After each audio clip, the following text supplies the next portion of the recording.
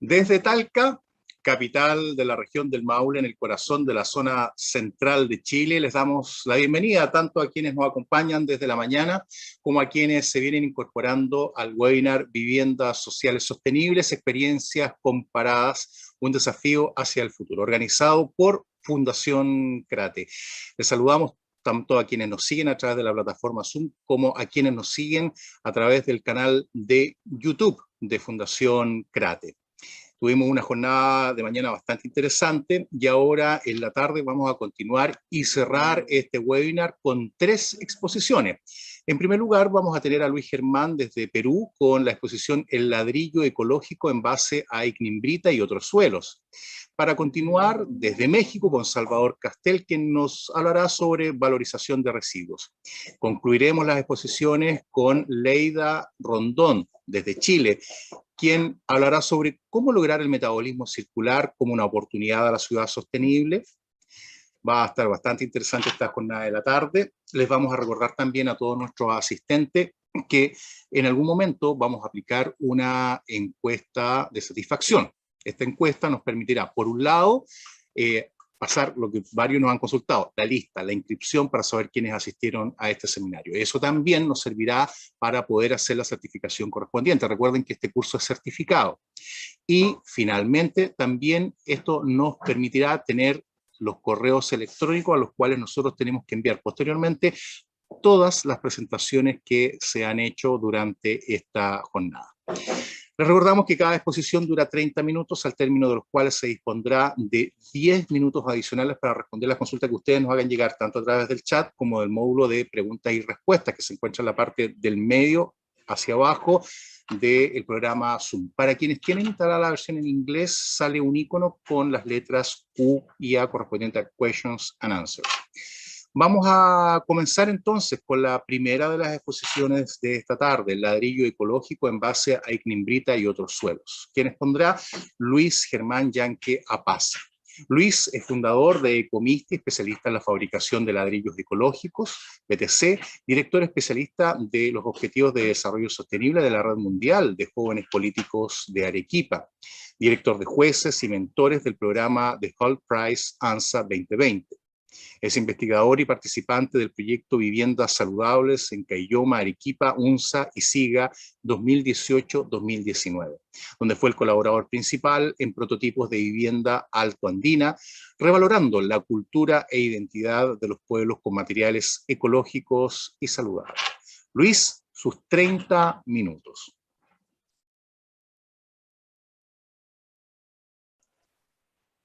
Muy buenas tardes, ¿cómo están? Reciban un saludo fraterno desde la ciudad de Arequipa, desde el país de Perú. ¿Se me logra escuchar, por favor? Perfectamente, perfectamente. Se escucha muy bien, Luis. Perfecto. Sí, como bien lo han mencionado, este tipo de ladrillos ya es muy conocido a nivel del mundo.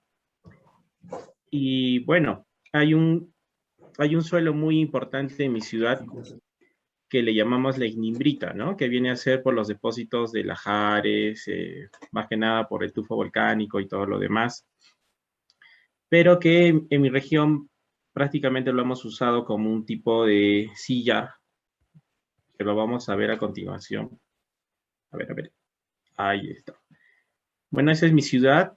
Para los que no la conocen, les invito a que puedan visitar una de las catedrales más hermosas de mi país, ¿no? Y que está construida, pues, con ese material. Bien, prácticamente se encuentra muy cerca al trópico de Capricornio. Es prácticamente, ahí mostramos los 3 volcanes, ¿no? Que son nuestros apus, en este caso. Y básicamente nuestra ciudad se encuentra ubicada entre la fachada occidental de la cordillera de los Andes, ¿no? Y el comienzo de la faja desértica, ¿no? Que es muy importante nosotros que tengamos en cuenta a la hora de proponer o crear un material o innovar o incluso hasta diseñar una vivienda.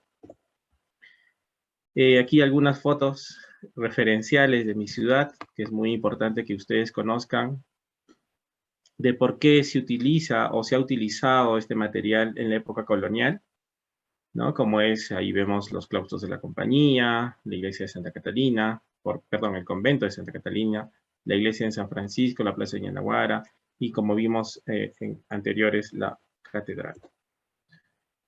¿No? Y justamente, ¿de dónde vino ese sillar? Pues vino de la ruta de sillar, ¿no? Justamente de la quebrada de Añashuayco, en Cerro Colorado.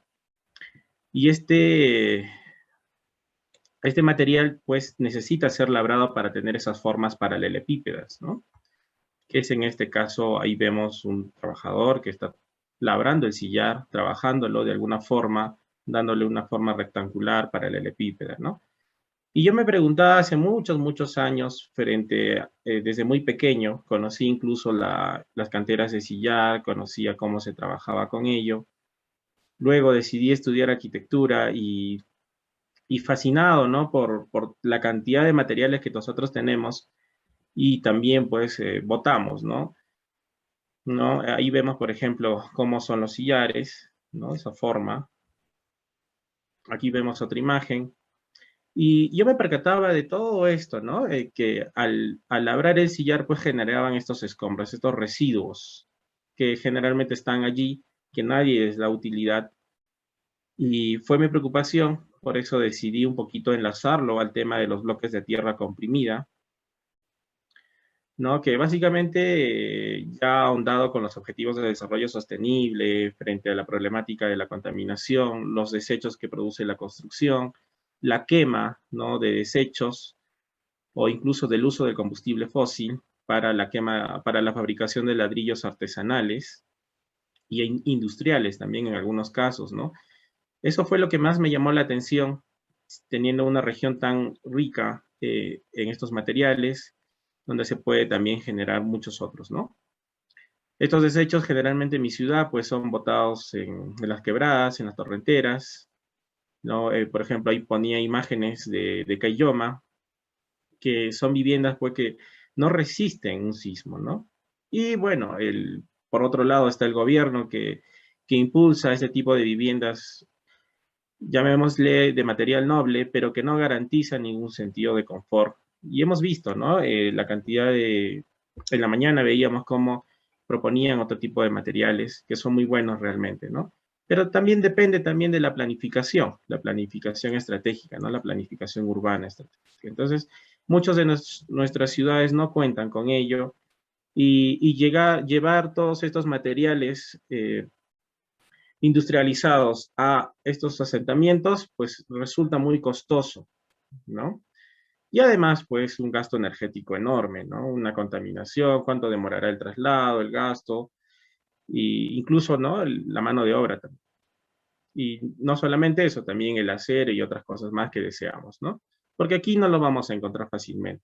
Eh, ha sido un proceso de investigación muy largo que, que empecé realmente con el BTC hace ya 8 años atrás, justamente en la universidad, ¿no? Y bueno, estos son diagnósticos actuales de mi ciudad en plena pandemia, ¿no? Que muchas de las personas, pues, en situación vulnerable viven así, en estas condiciones. Y yo me preocupaba, ¿no? En realidad, todos necesitamos una manera digna de vivir. Y esto es también muy cerca, ¿no? A la quebrada de Añashuayco. Cómo es que un huaico, o al activarse estas quebradas, pues, no afectan a estas viviendas.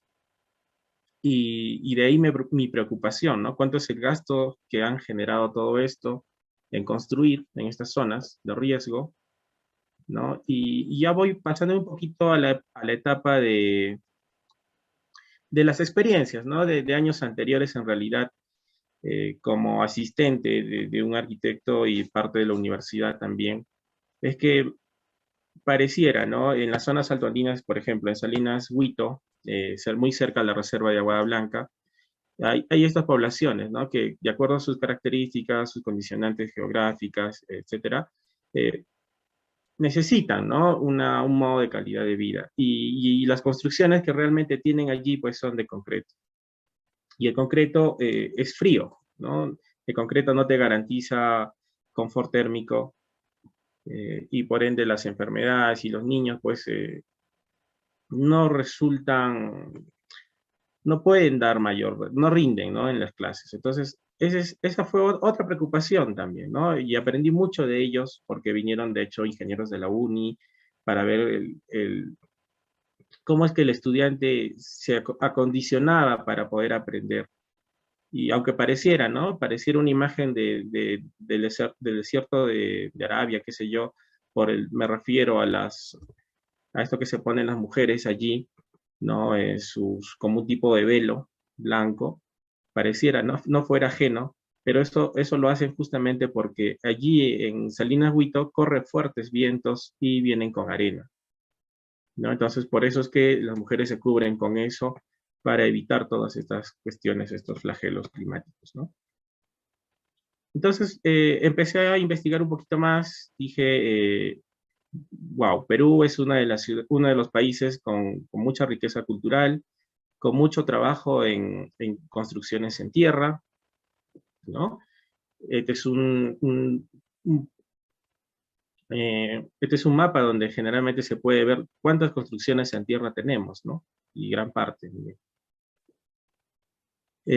Por no mencionar la muralla, ¿no? Con la técnica del adobe tapial, los zigurats de Mesopotamia, ¿no? Cómo es que hemos ido desarrollando materiales o usando la tierra en estos términos, ¿no? En estas construcciones. Las pirámides de Egipto, la ciudadela de Caral, Chan Chan, ¿no? No están muy ajenos, ¿no? La gran mezquita de Ñén. Entonces, es importante para mí definir qué era el BTC, ¿no? Generalmente lo conocemos así como bloques de tierra comprimida, y bueno, de acuerdo a nuestra norma peruana y según la norma europea, la norma de la Unión Europea es que es correcto denominarlo ladrillo de tierra comprimida, ¿no? Y la variación de colores, pues, la da la misma tierra. Son unidades de albañilería de diferente medida y peso, compuestas de suelos y comprimidas mecánicamente a una determinada humedad, ¿no? Como vemos aquí, hay diversas dimensiones. Nosotros le podemos dar las dimensiones que queramos, pero por ser un caso de modular, tiene que tener 12.5 por 25, 15 por 30, ¿no? Y la altura puede ser variable, generalmente 6.25, 7, 8, 10, etcétera, ¿no? Los pesos van a variar también de acuerdo a la altura y a los tamaños. El color, generalmente hay diversos tipos de suelos que nosotros los clasificamos y ese color es el que se adquiere en el bloque, ¿no? Y aquí abajo está una de las Simba Ram que en ese entonces se construyeron, ¿no? Bueno, de esto nace de Colombia, en realidad, en los años 1950, ¿no? ¿Y por qué es importante esto mencionar, ¿no? Al hacer estos bloques de tierra, pues nos permiten reutilizarlos. Si se llegan a romper, al final sigue siendo suelo, sigue siendo tierra, y de alguna forma regresan, ¿no? A su origen natural y pueden volver a ser usados, ¿no? Tienen una larga vida útil, son económicos. Como les decía, ¿no? A veces llevar ese tipo de materiales ya industrializados a zonas o asentamientos donde no tenemos, ¿no? Materiales o recursos para poder construir nuestras viviendas y hacerlos nosotros mismos en el sitio, nos permite o nos reduce el costo, ¿no? La tierra es un material netamente confortable, térmico, ¿no? Y son buenos aislantes, justamente por eso, ¿no? Nos dan la confortabilidad. Son fáciles de construir, justamente como bien lo dijeron en la mañana, son tipo Lego, se adaptan a nuestro patrimonio, no alteran, ¿no? Todo el paisaje que pudiera intervenirse, son resistentes, y bueno, la resistencia va a depender de otros factores también, como son los estabilizantes, ¿sí? Eso es muy importante que sepamos, algunos ejemplos allí, cómo es que se hace este proceso, ¿no? En realidad, allí podemos ver cómo se construye uno por uno, ¿no? Bloque por bloque, y cómo es que se resalta, ¿no? Será la técnica del suelo cemento. La técnica del suelo cemento prácticamente viene desde los Estados Unidos, en el año 1900, que generaban bloques o ladrillos, ¿no? Paralelepípedos totalmente cerrados, ¿no? Sin huecos, que permitían pues aterrizar o crear pistas de aterrizaje de mucho menor tiempo. ¿Y qué hacían ellos, no? Lo que hacían ellos era una mezcla de suelo cemento, de tierra con cemento, que lo vemos allí en esta gráfica, donde permite capturar algunos espacios de aire, ¿no? Y con el cemento interno, pues ya se petrifica o se vuelve más duro, ¿no? Y al momento de compactar, pues estos espacios se van saliendo, ¿no? Ya sé que todo se quede muy consistente. De hecho, les voy a mostrar más adelante el ladrillo de ignimbrita, que es muy interesante. Y bueno, aquí vemos el otro lado, ¿no? La comparación con el concreto, que prácticamente cubre todas las partículas del agregado, ¿no? O material inerte. Y bueno, cada uno tiene una granulometría especial, ¿no? No es que vayamos a mezclar el suelo o cualquier suelo y echarle cemento, ¿no? Hay que hacer siempre un estudio para ello, ¿no? Aquí son, como ya les decía, les mencionaba, ¿no? Las ventajas del bloque de tierra comprimida.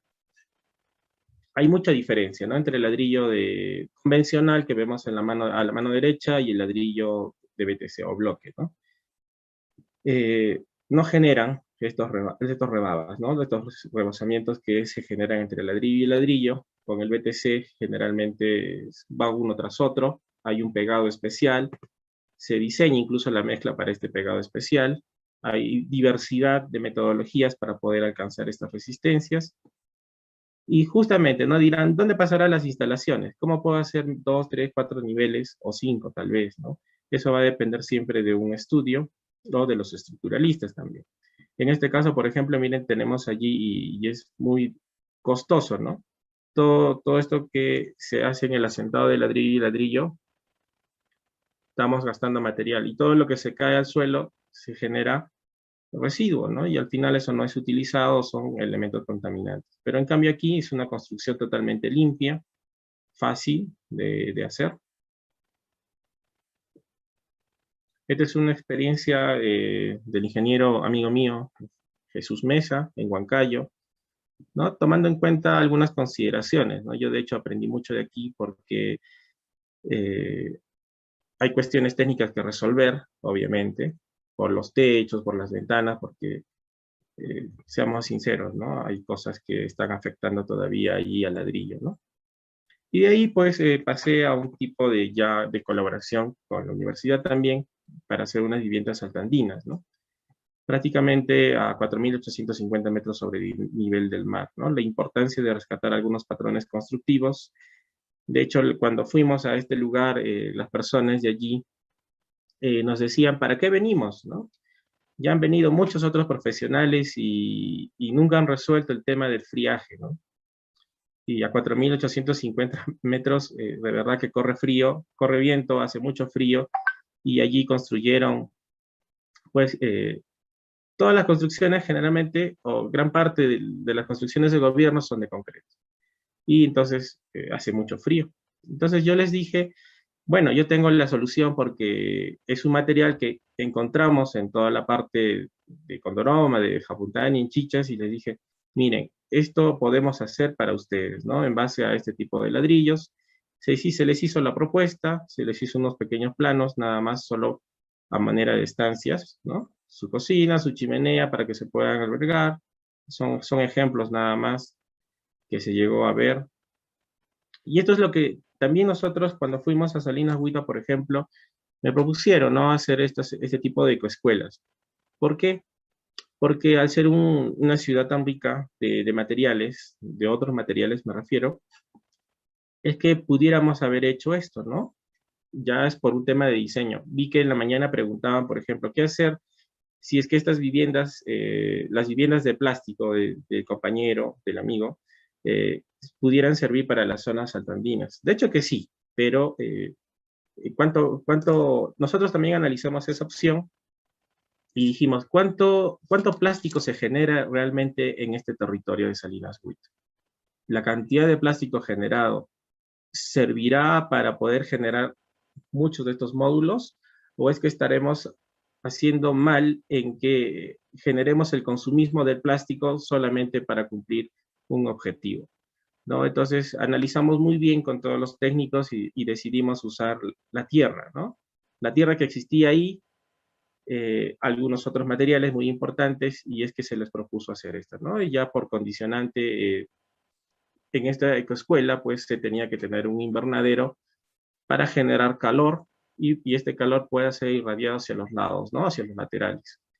De hecho, aquí vemos el ingreso, un corredor, y aquí está, pues, las aulas, ¿no? Completamente. Y de hecho, ahí intervenimos con las universidades en un sistema de calefacción, ¿no? Y bueno, no resultó tan bien, así que yo propuse hacer este tipo de proyectos, ¿no? Que era muy interesante, en realidad. Aquí tenemos unos cortes, como pueden ver, prácticamente aquí están las escuelas, los pupitres, ¿no? Donde se sientan los alumnos, y eso era muy, para mí, interesante.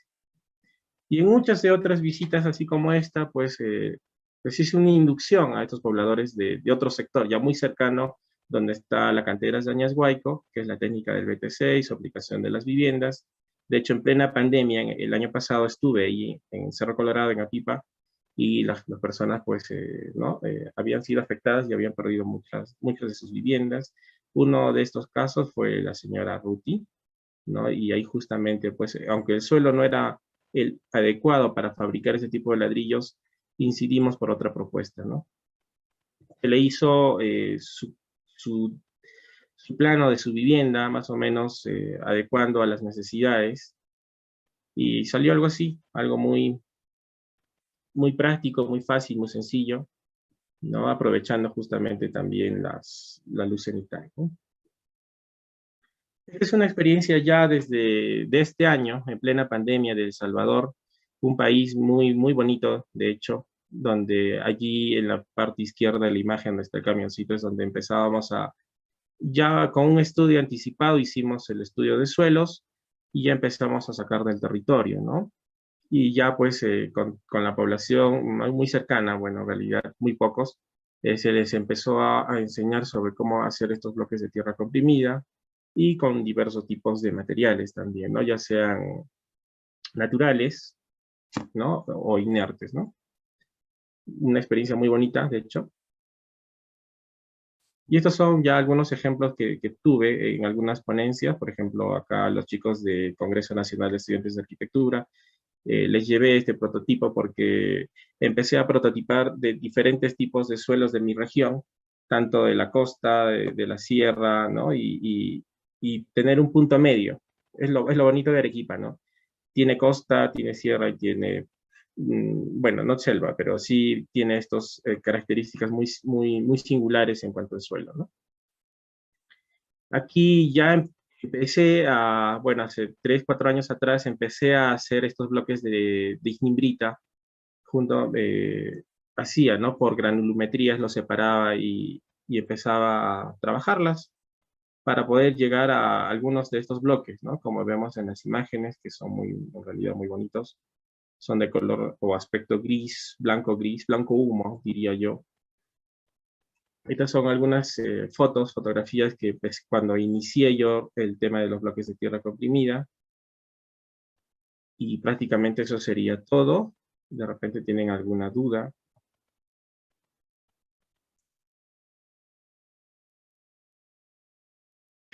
Perdón, este es el ladrillo, ¿no? Que les mencionaba. No sé si lo pueden ver. Hay mucha diferencia en cuanto a los bloques de tierra comprimida y eso depende de la composición.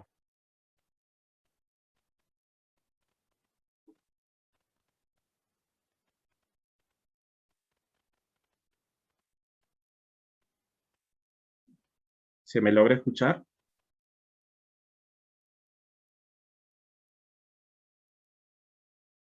Su audio, Ahora Álvaro. sí, mi audio, sí, estaba silenciado. Muchas gracias, Luis, por su exposición. Estábamos aprovechando de chequear si nos habían ingresado algunas consultas. Hasta el momento no nos ha ingresado nada, sí le han llegado muchas felicitaciones. Acá está ingresando, sí, sí, felicitaciones y felicitaciones. ¿Cómo se pegan? Pregunta Libis. Muy Y interesante.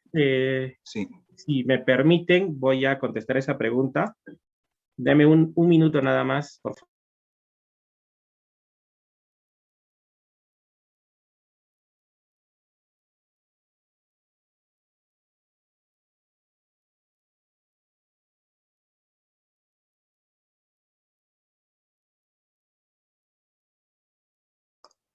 Para hacer el pegado, por ejemplo, se hace una mezcla, ¿no?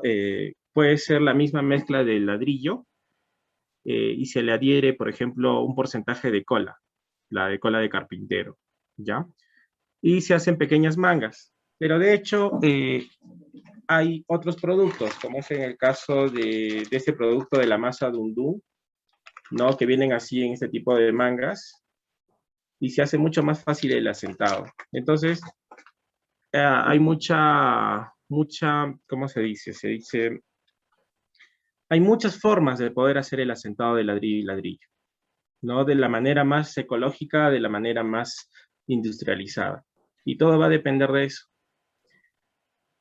Y hay algo que tenemos que tener en cuenta, ¿no? No por el hecho de que nos encontremos en una región altamente industrializada y pasar, necesariamente tengamos que comprar esos materiales para poder llevarlos a estos sectores, ¿no? Así es. Rogerio Mongelos, él es de Brasil, nos pregunta cómo se hace la compresión. Perfecto. La compresión hay de dos tipos. De una máquina manual, la voy a regresar aquí en la diapositiva.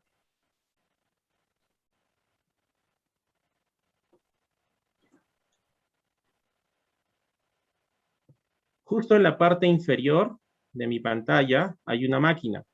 Esa es una máquina manual que se llama la Simba-Ram, ¿no? Todo ese material en esa parte de la cajonería se llena esta tierra a una cierta humedad, ¿no?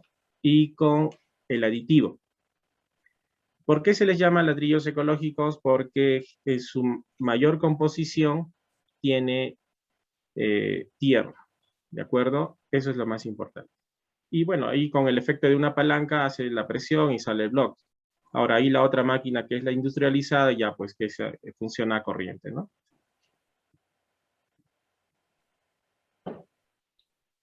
Perfecto. Dicen acá en otra parte, para obtenerlo en otros países, ¿es posible? Claro que sí, es muy posible. Sí. ¿Cuál Saludos desde... es disculpe Luis, dice, ¿cuál es la diferencia de los BTC con los bloques de adobe? Los bloques de adobe, si bien saben, necesita de agua, necesita una mezcla pastosa con paja, ¿no? En caso del BTC no, es una mezcla con un mínimo de humedad.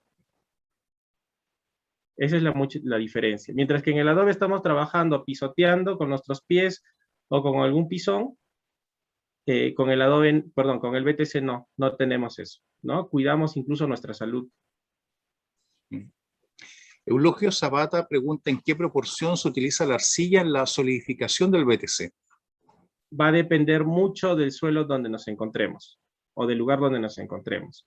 Hay estándares, ¿no? 30, 36, igual los limos. O sea, hay que entender que el suelo tiene gravas, tiene arcillas, tiene limo, tiene areniscas. Entonces es muy importante tener esa certeza en una prueba de laboratorio o una prueba sedimentaria o una prueba con pH, ¿no? Entonces eso es muy importante. José Antonio desde Perú también. Huancayo, para diseños exigentes, ¿es recomendable la utilización de estos ladrillos? Sí, de hecho me pasó en muchas ocasiones y el ladrillo que ven aquí, mucha gente se enamoró y me pidió que se los regale, pero no podía, no podía regalárselos porque, bueno, hay muchas situaciones, ¿no? Que hay que cuidar aquí. Y por el color, por el olor, es que la gente se anima, ¿no? Así es. Raúl Son muy estéticos. Meneses, perdón Luis, Son muy estéticos. ya. Raúl Meneses nos pregunta, interesante, una pregunta, ¿cómo y qué elementos adicionales se agregan y después cómo se ensambla?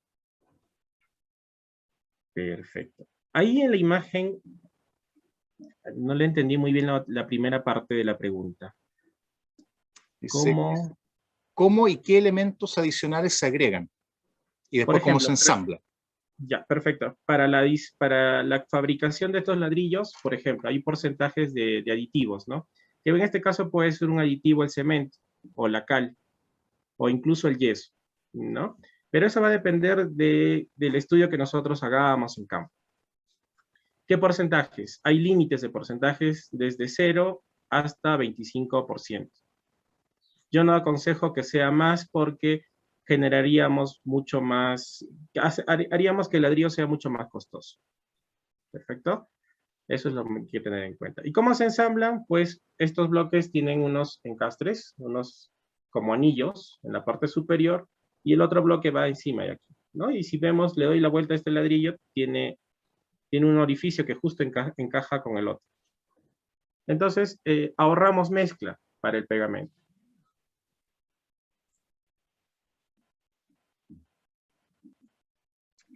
Ya. Jorge Ladino, saludos nuevamente desde Colombia, porque estuvo haciendo algunas consultas en la mañana. ¿Hasta cuántos pisos se podrían construir con este elemento sin estructura metálica y de concreto? Solo se podría construir un solo nivel. Si queremos construir con 2 a más niveles, necesariamente tiene que tener acero y un estudio de un estructuralista, ¿no? Eso es muy importante. Luis Armando consulta sobre si se puede reciclar luego. Claro que sí. Si esto se me rompe, se me deshace, lo puedo triturar y lo volvemos a poner a la misma máquina. ¿Los costos de producción son elevados? No, son económicos. De hecho, una máquina en Perú cuesta, una máquina así como aquella que estamos viendo, una Simba RAM, puede costar entre $1,000 a 1,500, ¿no? Pero eso va a depender de cómo lo fabriquen. Pero si uno se lo hace de manera artesanal, puede estar bajando incluso esos costos. Y lo único que afectaría es la manera de producción, ¿no? Es una técnica que se aprende en campo. Y, por ejemplo, fabricar un tipo de este tipo de ladrillos no cuesta más de un sol, menos que un sol, ¿no? Entre 60 centavos de sol. ¿Un sola está cuánto en relación con el dólar? Un dólar sería la cuarta parte. Si ahorita está 4 soles en mi país el dólar, un sol. Menos Vamos de a la pasar cuarta con... parte. Ya, Perdona, vamos a... Sí, Luis, adelante. perdóname. Ah, no, no, no se preocupe. Vamos, vienen dos, Luis, dos consultas bien relacionadas. La primera tiene que ver con cuál es la resistencia al corte y el comportamiento en caso de sismo. Muy Muy buena vinculada a pregunta. las... Sí, eso lo hace Sergio Lucioni. Y José Salazar consulta sobre si los ladrillos cuentan con alguna norma de calidad de construcción. Perfecto.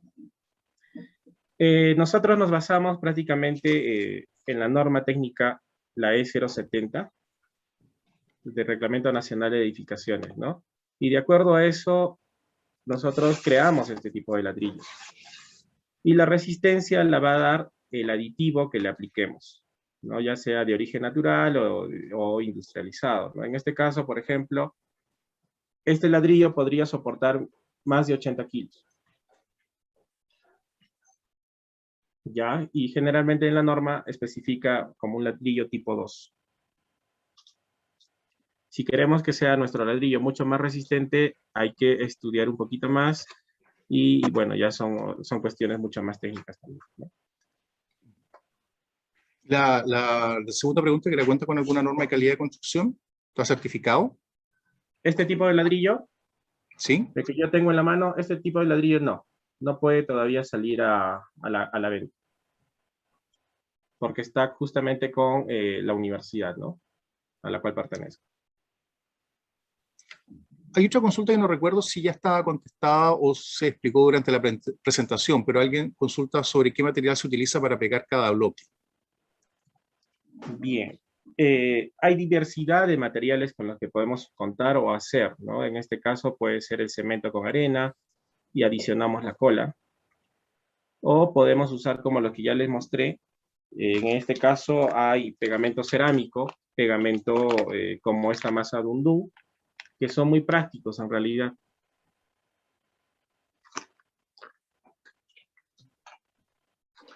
Libis Falques consulta: nuestros suelos son salitrosos y el nivel freático está cerca de la superficie. Los bloques de arena y cemento son como esponjas y se van deteriorando. Es decir, la sal se los come. ¿Qué ocurre con este ladrillo? Este tipo de ladrillo, por ejemplo, en el caso de la ignimbrita, es también un suelo tipo salitroso. De hecho, tenemos muchas, deterioros por el tema del salitre. Si nosotros aplicamos pintura al sillar o las construcciones ya antiguas de la época colonial, se van a ir desprendiendo cada cierto tiempo. Este tipo de bloques ha recibido un tratamiento especial para que no suceda ello. Y de hecho, si yo le echo agua, si le echamos agua, va a resbalar un poco. Ya no se va a remojar totalmente y no bota salitre.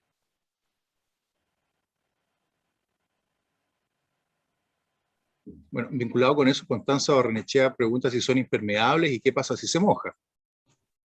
Son hasta cierto punto impermeables. Si queremos hacer muchos más impermeables, hay también maneras y técnicas para poderlo de origen natural y de origen, ¿no? Inerte.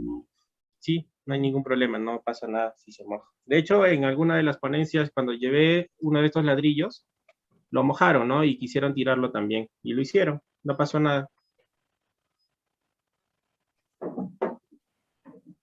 Desde Hay un... Colombia nos preguntan, sí, Luis, Dígame. adelante. No, adelante, adelante, por favor. Ya. Nos preguntan que habló de estabilizantes anteriormente, ¿de cuáles se trata? Ya, justo mencionaba, ¿no? Lo que era el cemento, la cal, y esto va a depender, no porque yo lo diga, sino va a depender del tipo de suelo donde nos encontremos, ¿sí? Eso es muy importante. Así También, es, son sí, aislantes a la temperatura y aislantes a ruido. ¿Por qué son aislantes a ruido? Porque tienen estas cavidades, ¿no? Y que se van generando como bolsas de aire entre ladrillo y ladrillo y ya aíslan la temperatura y el ruido. perfecto, era justo la pregunta que venía. Ah, y lo último, para concluir, ¿se pueden aplicar revestimientos y hasta cuántos niveles? Bueno, los niveles ya nos respondió que era uno solo, pero ¿se puede aplicar revestimiento? Sí se puede aplicar el revestimiento y el revestimiento siempre va a ser menor a lo que otro tipo de ladrillos lo generan, ¿no? Por decirte, si un revestimiento de un ladrillo convencional o industrializado puede ser de 1 a 1.5, en este caso podría ser de menos, ¿no? De 0.5 centímetros. Y hay algo muy importante que me gustaría que sepan, porque hay un sonido característico de estos bloques. ¿Cómo diferenciar si los bloques son buenos o no en otras ciudades, en otros sectores, ¿no? De hecho, se ve mucho la creación de esto y bueno, si ustedes ven el sonido, no sé si se escucha. Sí. Ese es El el sonido bien sonido que nosotros, característico. sí, muy importante. De acuerdo al sonido, también nosotros podemos saber si hemos hecho un buen ladrillo o no. Me están recordando, insistiendo en una consulta respecto de qué temperatura resisten y para qué zona geográfica sirve. Ya. Todo tipo de ladrillo que se genera es en cuestión al suelo. Suena como porcelana, así es, así suena. Todo va a depender de cuestión de suelo. En caso de, por ejemplo, de El Salvador, que no lo tengo, a ver, déjeme ver. Yo siempre recomiendo y aconsejo que tengamos un estudio de suelos, ¿no? Cómo es la tierra, qué porcentaje de humedad tiene este suelo, cuánto de arcilla, cuánto de limo, no me permite, a ver, ahí, ¿no? Por ejemplo, allí tenemos, lo que estábamos haciendo era un suelo muy húmedo, ¿no? Entonces, y eso que nos encontramos ahí en pleno trópico, ¿no? Perdón, en el Caribe. Entonces, muy diferente. Va a depender mucho de la técnica que nosotros apliquemos a este tipo de ladrillo. Mucha humedad va a hacer que nuestro ladrillo se vuelva un poco pastoso y no va a poder salir de la máquina, ¿no? A menos humedad también puede ser de que el ladrillo no se forme como debe de formarse, ¿no? O no va a tener estas características. Entonces, es muy importante cuidar el, la temperatura y cuidar la humedad al fabricar este tipo de ladrillos. Y de hecho, puede, no sé si el nombre ya, de hecho se puede fabricar en cualquier parte del mundo, pero siempre es recomendable analizar los suelos, ¿de acuerdo? Por las diversas formas en que nosotros lo hacemos, ¿no? Luis, como ya estamos en el tiempo, demos espacio para una última pregunta que es la que apareció recién, esa cómo se traban las hiladas entre paredes a 90 grados, es decir, para cambio de dirección. A ver, dice, ¿cómo se traban las hiladas? Ya, No hay ningún problema. Este bloque, por ejemplo, puede venir en este sentido y el otro va cruzado. Por eso están con estos anillos, con estos bordes. Entonces eso permite que sea modular